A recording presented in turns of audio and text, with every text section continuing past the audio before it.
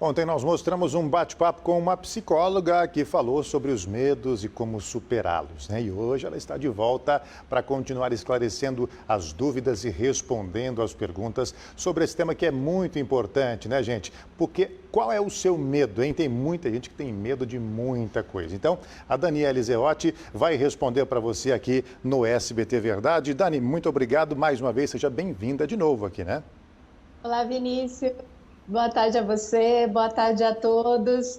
É um prazer estar entre vocês novamente. E eu já quero começar perguntando para você sobre um medo que existe, né? Nesse caso que nós acabamos de mostrar agora, de vestibular, dos vestibulandos. E tem muita gente que tem medo de enfrentar uma prova, que tem medo de enfrentar um processo seletivo como é o vestibular. E aí não só o vestibulando, mas tem muita gente da família que tem medo e acaba colocando uma carga em cima desse estudante, né?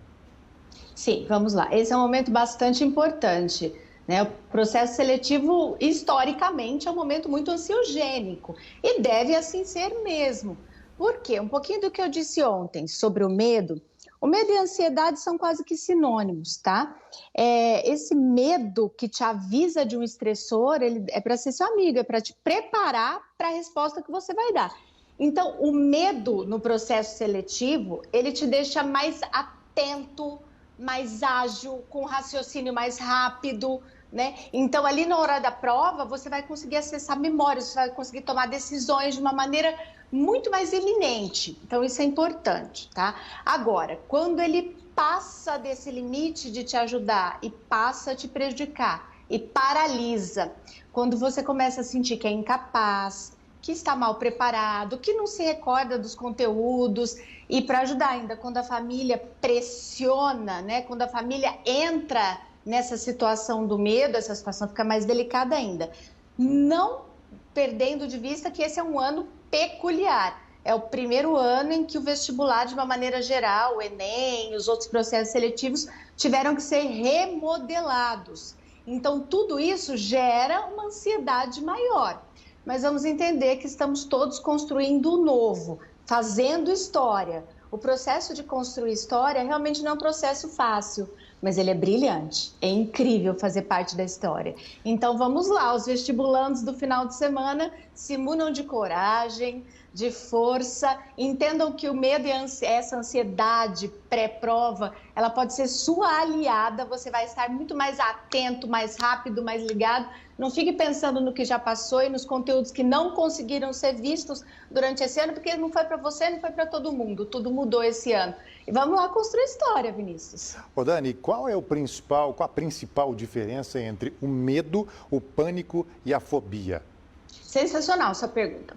O medo, como eu disse, é constitutivo do ser humano. Ele é algo que te alerta para situações de perigo. Se você não tiver o medo, você passa num semáforo sem ver se está vermelho, você anda num beco escuro à noite sem medo de ser assaltado. Enfim, você que se coloca em situações de risco. Você sai na rua sem máscara, você não usa álcool gel, você participa de aglomerações, trazendo para os nossos dias.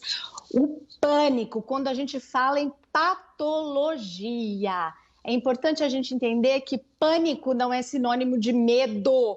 Nos dias de hoje, pânico virou medo? Não. O transtorno do pânico é um transtorno mental, tá? Existe classificação no CID-11 e no DSM-5, que é onde fazemos diagnóstico em saúde mental. O transtorno do pânico é caracterizado por várias crises de ansiedade aguda por pelo menos 2 meses, com prejuízo na sua vida, na qualidade de vida. Rapidamente, o que é uma crise de ansiedade aguda? Vamos lá. Se um leão adentrasse agora aí o estúdio, Vinícius, adentrasse aqui a minha sala, a sala de vocês, como que vocês iam se sentir? Em pânico. Imediatamente, o seu corpo ia prover respostas para você lidar com essa situação. Então, vamos lá. Você ia ter taquicardia, seu coração ia disparar. Para quê? Para fazer as trocas gasosas mais rapidamente, para você poder resolver rapidamente, você vai lutar, ou se você vai lutar ou se você vai fugir. São as duas respostas básicas ao estresse. Você vai hiperventilar, você vai ficar com a sua frequência respiratória aumentada, você vai ficar né? Para quê? Para também fazer essas trocas respiratórias mais rápidas, né? Você vai empalidecer, porque todos esses vasinhos sanguíneos que ficam aqui na derme, na epiderme, mais superficiais, eles vão se concentrar no músculo, para você poder, na hora da fuga ou da luta, se machucar, não sangrar tanto, e para você ficar rígido, para você ter força, tá? Você vai também suar frio, porque no momento de estresse agudo, você tem uma descarga de principalmente 2 hormônios, adrenalina e cortisol, que eles fazem, dentre outras coisas, aumentar a temperatura corpórea. E quando você tem febre, você não fica mole. Não é isso que você precisa na hora da fuga e da luta. Você precisa estar rápido, forte, atento, rígido. Então você vai suar frio para regular a temperatura corpórea. A natureza é mesmo incrível, maravilhosa. E você vai ter sensação de morte iminente, que você vai morrer naquele momento. Imagine tudo isso agora, todos esses comemorativos, sem entrar o leão. Essa é uma crise de ansiedade aguda. Várias dessas, durante pelo menos 2 meses, com prejuízo na sua vida, compõem um transtorno do pânico. Tá?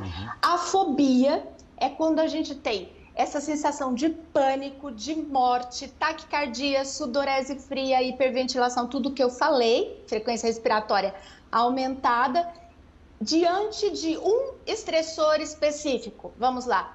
Aranhas, baratas, tem pessoas que têm fobia social, então tem medo de escrever em público, falar em público, comer em público. Existem as várias formas de fobia.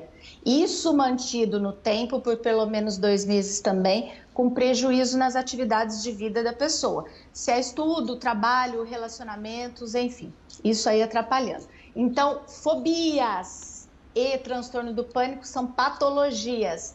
Medo é algo que pode ser muito bem-vindo se soubermos lidar com ele. Olha que legal, hein? Muito bom a explicação da Daniele Zeotti. A Renata Santos tem lá na nossa rede social, viu, Dani? Pessoal perguntando no nosso Facebook aí, né, Rê? Vamos lá. Isso, muitas perguntas por aqui, viu, Vini? Boa tarde, Dani. Eu tenho uma pergunta aqui da Aline Cristina. Ela disse que ela tem medo de perder a mãe dela e que só de pensar ela fica muito mal. Seria aí um medo do luto? Lembra que ontem o Vinícius me fez uma pergunta bem peculiar? Ele me perguntou do que as pessoas tinham mais medo, o que eu observava. E eu trouxe Melanie Klein para explicar que ela disse da angústia de aniquilação, que era o pior medo do ser humano, né? E que era a angústia de morte, medo da morte, né? Então, o medo da morte, sim, acompanha o ser humano, eu diria, desde quando a gente nasce. Apesar da gente ter certeza que isso vai acontecer em algum momento. Então, sim, pode ser um medo aí constitutivo, precisamos ver o quanto isso interfere nas atividades de vida dela, o quanto isso atrapalha a sua vida, o quanto isso te tira o sono, te faz sofrer, atrapalha seu rendimento ou no trabalho, ou na escola, seus relacionamentos. Se você deixa de ir a lugares porque tem medo de deixar sua mãe sozinha, situações assim. Isso é algo correspondente na realidade, é claro. Se essa mãe é adoecida, enfim, é todo um contexto que a gente precisa observar. Mas não, acho que é importante para a gente deixar claro para todo mundo, que eu estou vendo essa dúvida constantemente. Quando é algo que dá para a gente lidar e quando é doença? É doença quando interfere na sua vida, quando te causa um prejuízo e sofrimento significativo em você e em quem está ao seu entorno, família, amigos. Muito bem, nós estamos aqui com a psicóloga Daniele Zeotti respondendo a perguntas sobre o medo. Por exemplo, Dani, a pessoa que tem medo de altura, é uma fobia ali por causa da altura, não vai em lugar alto de jeito nenhum, não sai na sacada do apartamento de ninguém, né? Como é que isso pode ser superado e se o medo também pode atrapalhar nas relações do trabalho, nas relações amorosas, na convivência em geral com a sociedade, né? Sim, esse medo de altura é um medo frequente que a gente observa. Né? Até Freud também o descreveu. Freud diz que o ser humano ele é feito, resumidamente, né, ele é formado de 2 impulsos básicos, impulsos de vida e impulsos de morte. E quando a gente está diante de uma situação assim, de uma sacada, de uma situação alta, esse impulso de morte, ele é como se ele assaltasse. Então, por isso que muitas pessoas não se sentem bem em uma sacada. E alguns até verbalizam, eu tenho medo de me jogar. Não, mas você pensa em suicídio? Não, nunca pensei isso. Mas é exatamente essa pulsão que constitui todos nós, pulsão de vida e morte, essas duas. É claro que isso exacerbado pode prejudicar a pessoa. Você imagina uma pessoa que trabalha no 12º andar, no 22º andar, todos os dias ela tem que pegar o elevador. e aí ela não consegue ficar lá em cima, isso pode comprometer, né? Então, como enfrentar? Primeiro passo de todo o tratamento, eu diria, em saúde mental, é algo que parece simples, mas não é a conscientização. É você olhar para dentro, assumir o limite seu, assumir que daqui para frente eu preciso de ajuda.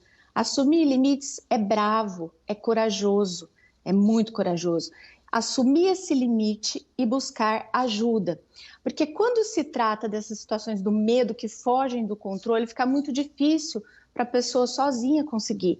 E olha, tem um prognóstico tão bom quando você adequa a psicoterapia, se necessário algumas medicações, temos medicações muito seguras hoje para nos ajudar.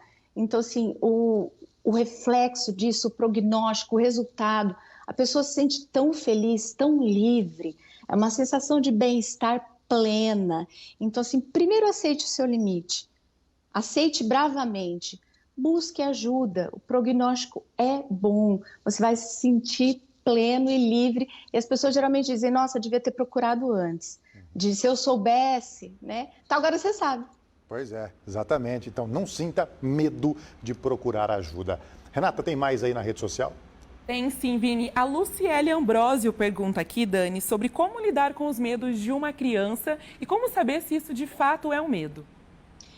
Olha, o assunto quando a gente fala de desenvolvimento infantil ele é bastante amplo, mas vamos lá. Existem medos que são típicos de cada faixa etária.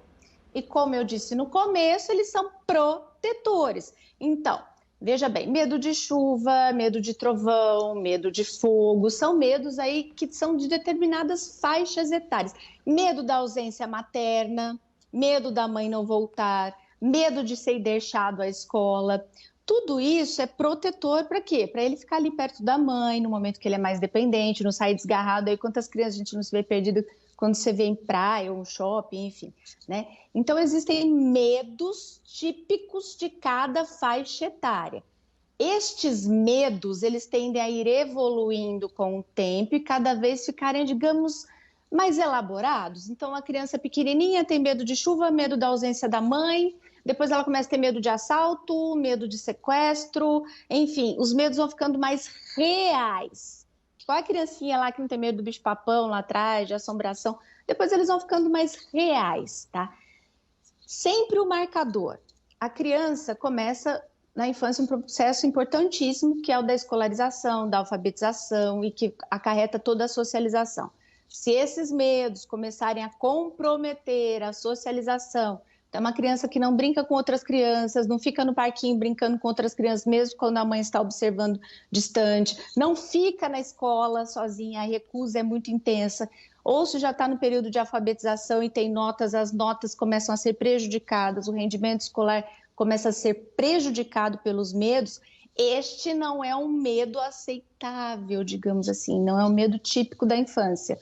Aí está na hora de procurar uma avaliação psicológica também. Bacana. Para finalizar a participação com você aqui, Dani, medo de dirigir. Muita gente tem medo de sair aí com o veículo na rua, seja com carro, seja com a moto, tem medo de dirigir. Isso vem de algum trauma do passado? Isso vem de alguma outra maneira psicológica que a pessoa já tem desde que nasceu? Como é que funciona o medo de dirigir? Pode ser de um trauma, né? Na verdade, a gente não... Em saúde mental, a gente não diz que as pessoas nascem com, porque senão a gente vai acreditar que filhinho de peixe, peixinho que pau que nasce torto morre torto, sabe aquela história toda? Não, né? Ela pode nascer, sim, com uma propensão maior a desenvolver uma fobia, um medo, e isso em contato com o meio ambiente e com a própria situação interna, as questões psicológicas, a pessoa vira a desenvolver uma fobia, um quadro de medo aí mais exacerbado. Existem alguns tipos de psicoterapia que vão atrás do cerne, né, de entender a causa desse medo, como a psicanálise. Mas em situações como o medo de dirigir, o mais indicado é a psicoterapia cognitivo-comportamental, que vai treinar o comportamento. né? Obter a CNH é algo vital, traz independência, facilidade, praticidade, enfim, né? Então a pessoa, às vezes, não dá tempo dela voltar lá atrás com o analista para entender qual que foi a causa, se foi um trauma na infância, enfim, não. Então nós vamos treinar esse comportamento. Vamos lá, quando você entrar no carro, como é que vai ser? Muitas vezes o psicólogo faz aulas de autoescola junto com o paciente, né? Fazendo a dessensibilização aí dessa situação. Então, é um medo que acontece, mas que também é tratável e a gente consegue bons resultados. Tá certo. Daniele Zeotti falou com a gente aqui no SBT Verdade. Mais uma vez, muito obrigado. Hoje respondeu um montão de perguntas aí e a gente sempre que precisar vai recorrer aos seus conhecimentos e a você mais uma vez. Tá bom, Dani? Muito obrigado. Obrigada a você, um grande abraço a você, a Rê e a todos.